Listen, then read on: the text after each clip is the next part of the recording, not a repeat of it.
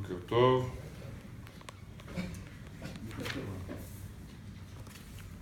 Alors,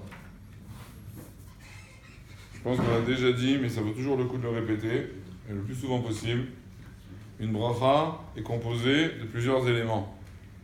En l'occurrence, elle m'a dit que bracha shenba shem en bracha, d'après Rav, et d'après Rabbi Yochanan, que bracha shenba malchut en bracha. Et donc une bracha qui ne contient pas le nom de Dieu n'est pas considérée comme une bracha, et une bracha qui ne contient pas le royaume de Dieu n'est pas non plus considérée comme une bracha. Donc de là, nous disent les poskim, il faut faire très attention de bien prononcer ces brachot. Il faut dire Baruch ata Hashem, Elokeinu melech haolam. Le Hashem, le Elokeinu, et le melech et le olam, même le olam. Il y en a qui disent qu'on ne peut pas dire un roi, si on ne dit pas que c'est le roi du monde, si on dit un roi, alors c'est pas tellement la louange de Dieu. Donc il faut préciser melech haolam, le roi du monde. Donc tous ces quatre mots, évidemment Baruch ata, sont obligatoires pour une bracha réussie. Donc, de faire attention, de bien les prononcer lentement, de manière audible et compréhensible, car, d'après beaucoup de poskim, si on a raté un des mots de cette bracha, si on a avalé et qu'on a raté, il faut refaire la bracha. Kama qu'on sait la gravité de faire une bracha qui est pour rien, répéter le nom de Dieu, l'achat ou les vatala, ou shenatzricha, et ainsi de suite. Quand même, si en cas on s'est loupé, qu'on a raté un mot de la bracha, on doit recommencer la bracha pour dire l'importance de chaque particule de la bracha et de bien la prononcer comme il se doit. Ensuite, la halakha nous dit qu'il y a une obligation de répondre Amen après une bracha. Donc avant de répondre Amen aux brachot des autres, est-ce qu'on répond Amen à sa propre bracha? Non. Vous êtes catégorique, très cher. Effectivement. C'est un réflexe. On s'arrête, on s'interrompt. Alors, la réponse est incomplète.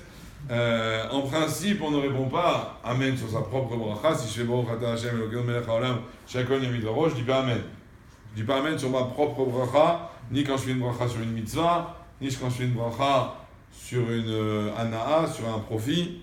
Je réponds pas Amen sur ma propre bracha. Quand est-ce que je réponds Amen sur ma propre bracha? Quand il y a une série de brachot. Quand il y a une série de brachot, comme par exemple, le matin on fait Baruch Shamar et ensuite Ishtabach. À la fin de Ishtabach, on répond Amen. Quand on fait le Birkat Amazon, on fait les trois premières brachot. Quand on fait la quatrième bracha, Bonei Yerushalayim, on dit Amen. C'est la fin d'une série.